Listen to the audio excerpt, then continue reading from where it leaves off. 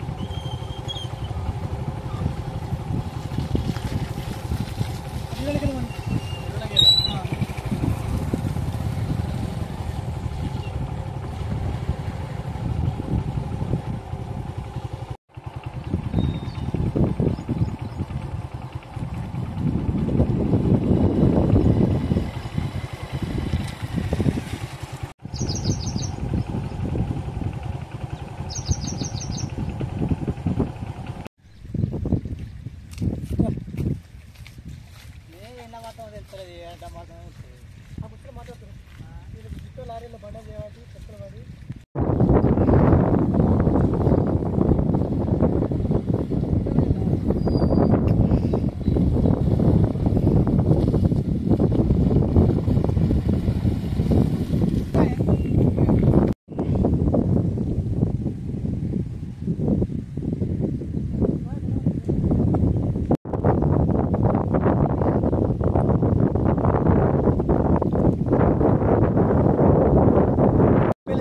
సుల్తానాబాద్ మండలం గ్రామం కదంబాపూర్లో మరి ఈ మా గ్రామం ఊరు నుంచి వెళ్ళి క్రాస్ రోడ్ రాక మరి ఇంతకుముందు గత 10 సంవత్సరాల నుంచి వెళ్ళి ఈ రోడ్ ఇట్లనే ఉంది.